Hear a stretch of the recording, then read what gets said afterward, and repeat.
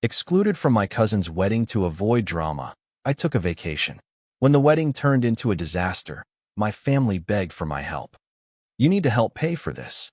I, 32M, never thought my own family would throw me under the bus for the sake of keeping the peace. But here we are. What started as being excluded from my cousin's wedding turned into the most satisfying revenge I've ever witnessed unfold naturally. My cousin Sarah has always been the golden child of our extended family. 3 years older than me, she's had everything handed to her since we were kids. When she announced her engagement to some guy she'd been dating for 8 months, the entire family acted like it was the wedding of the century. The budget was astronomical. We're talking $80,000 for a single day, funded mostly by her parents, but with contributions expected from the entire extended family. The drama started 2 months before the wedding when Sarah's future mother-in-law made some comment about not wanting certain family members at the wedding because they might cause problems. She was referring to me, apparently, because I'd had the audacity to question some of Sarah's life choices in the past. Nothing major, just pointing out when she was being irresponsible with money or treating people poorly. But somehow, this translated to me being a negative influence who would ruin the vibe of her special day. Instead of standing up for me, my aunt and uncle, Sarah's parents, decided it would be easier to uninvite me. They called it avoiding unnecessary drama. My own parents, who I thought would have my back, suggested I just go along with it to keep family harmony. The betrayal cut deep, but what really got to me was how they still expected me to contribute financially to this wedding I wasn't even invited to attend. My aunt cornered me at a family barbecue, explaining how they really needed everyone to chip in because the costs were getting out of hand. She had the nerve to ask for $2,000 from me, money I'd been saving for months for a vacation I'd been planning. When I told her I wouldn't be contributing to a wedding I wasn't welcome at, she acted like I was being petty and selfish. That's when I decided to take my vacation during the exact week of Sarah's wedding. I booked a trip to Costa Rica, something I'd been dreaming about for years. Zip-lining through cloud forests, surfing lessons, wildlife photography, the works. I made sure to post about my planning on social media, not to be spiteful, but because I was genuinely excited about this adventure. The family's reaction was immediate and predictable. My phone buzzed constantly with messages about how I was being deliberately difficult and trying to steal attention from Sarah's big day. My mother called me 3 times in one evening, begging me to reconsider both the trip and my refusal to contribute money. She kept saying I was making this about myself, when all I was doing was living my life. I left for Costa Rica the day before the wedding, and it was everything I'd hoped for. The first few days were incredible. I was hiking through Manuel Antonio National Park, learning to surf in Tamarindo, and completely disconnecting from the family drama back home. I'd turned off most of my notifications and was just enjoying the freedom of being somewhere beautiful where nobody expected anything from me. Then, on day 4 of my trip, while I was having breakfast at a beachside cafe, my phone started exploding with missed calls and messages. Something had gone very, very wrong with the wedding. The first message I saw was from my cousin Jake, Sarah's brother, and it was just 3 words: "Wedding is ruined." My stomach dropped as I scrolled through increasingly frantic messages from various family members. Apparently, the wedding had turned into an absolute disaster, and now everyone was in full panic mode. Here's what had happened. Sarah's new husband had a secret gambling addiction that nobody knew about. 3 days before the wedding, he'd taken the money they'd saved for their honeymoon, about $15,000, and lost it all in a single night at a casino. But it gets worse. He'd also been lying about his job. He'd been fired 6 months earlier and had been pretending to go to work every day, racking up credit card debt to maintain the illusion. The truth came out during the rehearsal dinner when his former boss showed up, apparently having tracked him down about some missing company equipment. The confrontation happened right there in front of both families, with his ex-boss demanding to know why he'd been ignoring calls about returning a company laptop and some expensive software licenses. Sarah was mortified, but she decided to go through with the wedding anyway, thinking they could work through it. Big mistake. During the reception, while everyone was eating dinner, 2 men in suits showed up with legal papers. Turns out, her new husband owed money to some very serious people, not just the casino, but loan sharks he'd borrowed from to try to win back his losses. The men weren't violent or threatening, but they made it clear that the debt was now Sarah's problem too. since they were legally married. They wanted $35,000 immediately, or they'd be taking legal action to seize assets. The whole reception ground to a halt as these debt collectors explained the situation to a room full of wedding guests. But the absolute worst part was still coming. In desperation, Sarah's new husband had forged her signature on a loan application using her parents' house as collateral. He'd borrowed another $20,000 against their property without anyone knowing, and that payment was already overdue. The wedding reception turned into a crisis management meeting. Sarah was crying. Her parents were furious, and the groom just kept apologizing and promising he could fix everything. Half the guests left early, and the other half stayed to watch the drama unfold like it was a reality TV show. My phone kept buzzing with updates throughout the day. My aunt was having a breakdown because she might lose her house. My uncle was talking about pressing charges against his new son-in-law. Sarah was alternating between defending her husband and threatening to get the marriage annulled immediately. Then came the calls asking for my help. First, it was my mother, explaining the situation and asking if I could come home early to help the family figure out what to do. When I reminded her that I'd been uninvited from this wedding specifically to avoid drama, she got quiet for a moment before saying that this was different and family needed to stick together. Next was my aunt, calling me directly and sobbing into the phone about how they needed money to pay off the debts before they lost their house. She asked if I could loan them the $2,000 they'd originally wanted for the wedding, plus anything else I could spare. The irony wasn't lost on me. The same money they demanded for a wedding I couldn't attend was now desperately needed to clean up the mess that wedding had created. My uncle called an hour later with a different approach. He tried to guilt me by saying I was the only family member with savings who could help them through this crisis. He reminded me of all the times they'd helped me over the years, and how this was my chance to pay that back. When I pointed out that they'd literally excluded me from the family event that caused this problem, he got defensive and said I was holding grudges at the worst possible time. Even Sarah herself called me, which was surprising since we'd barely spoken in months.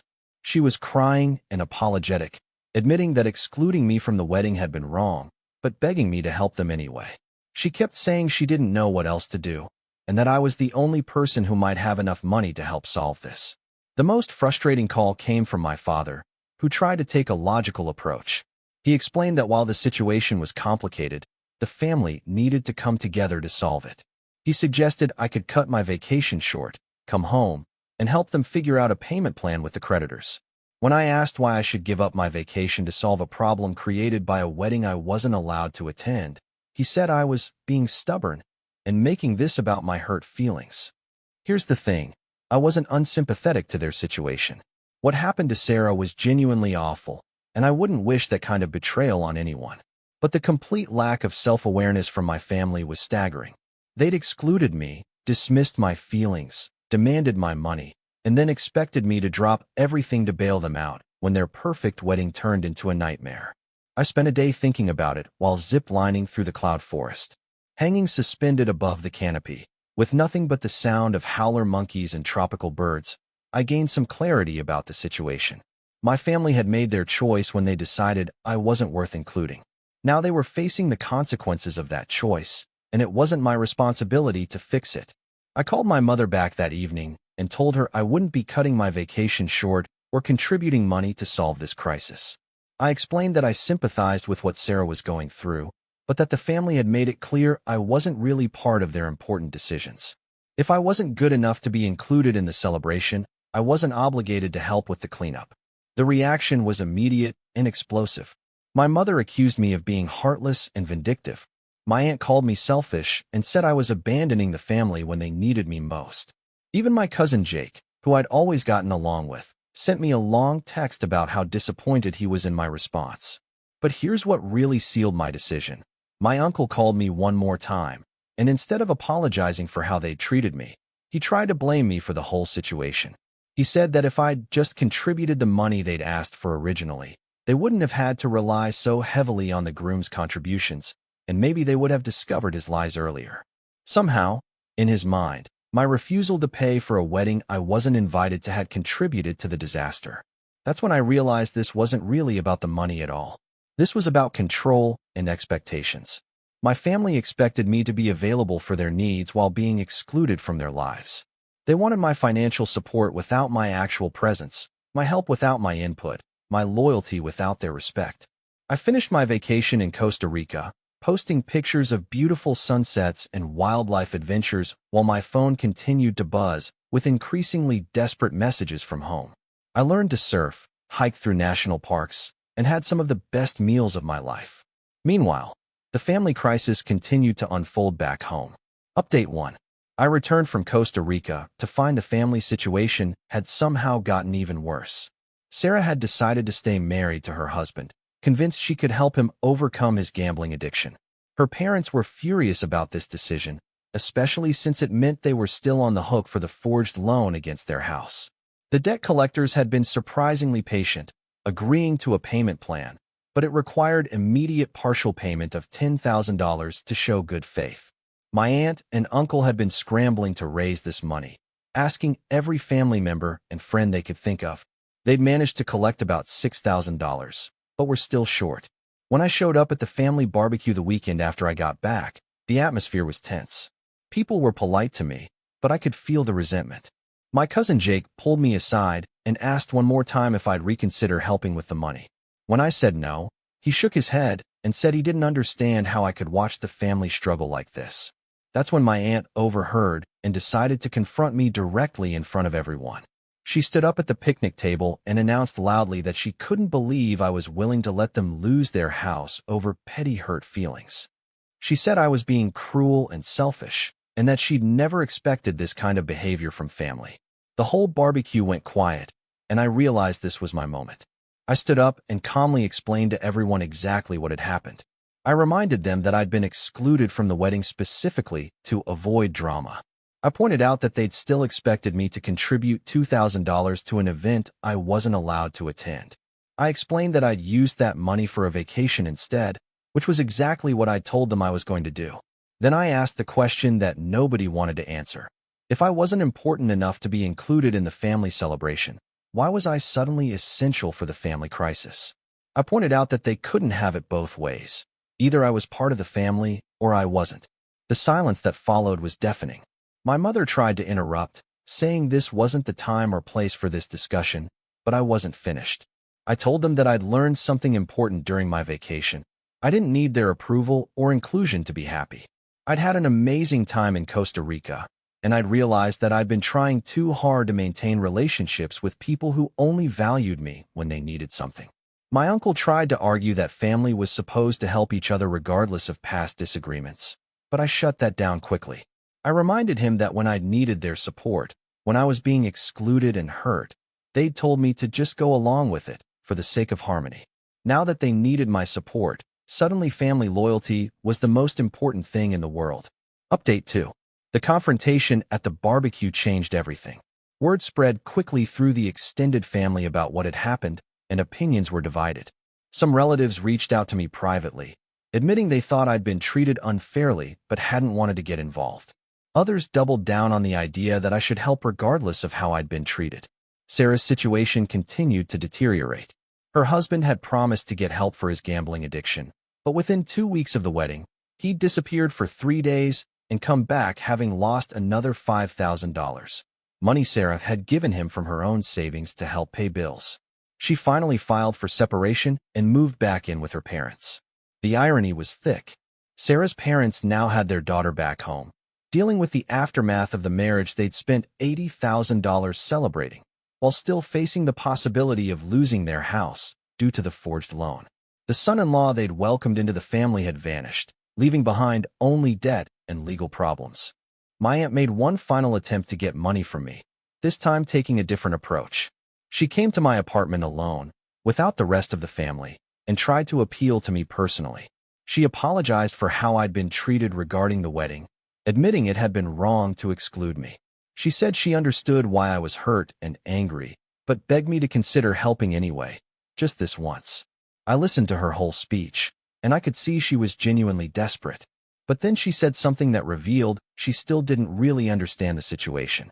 She told me that if I helped them this time, she'd make sure I was included in all future family events. She was essentially offering to treat me like family in exchange for my money. I explained to her that being treated like family shouldn't be conditional on my financial contributions. I told her that the damage had already been done, not just by excluding me from the wedding, but by the family's response to this crisis. The fact that they'd only reconsidered my value to the family when they needed money showed me exactly where I stood. She left my apartment crying, and I felt bad about that. But I also felt something I hadn't felt in months: peace.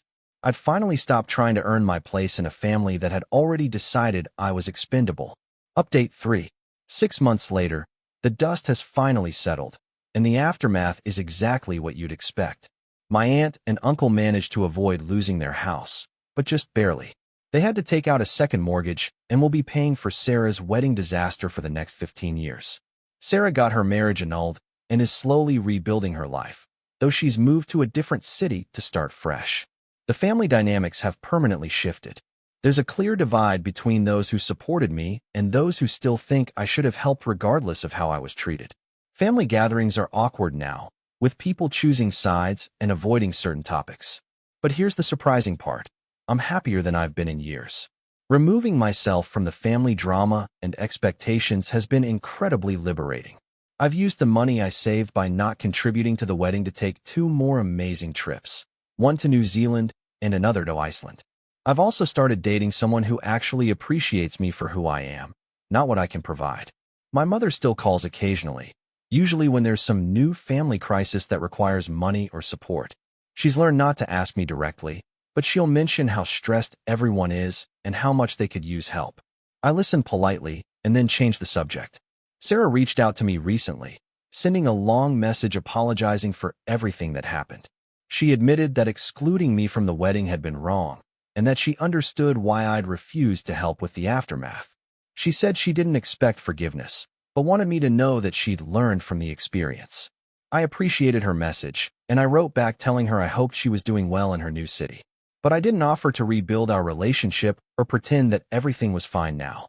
Some bridges, once burned, can't be rebuilt, and sometimes that's for the best. The most satisfying part of this whole experience wasn't the revenge. It was the realization that I didn't need these people's approval to be happy. They'd excluded me from their celebration, and in doing so, they'd freed me from their expectations.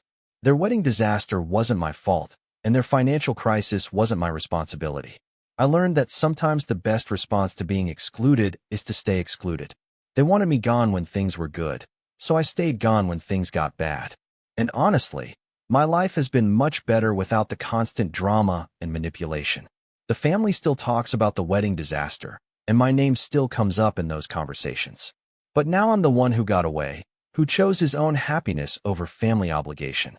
And every time I look at the photos from my Costa Rica trip or plan my next adventure, I'm reminded that sometimes the best revenge is simply living well.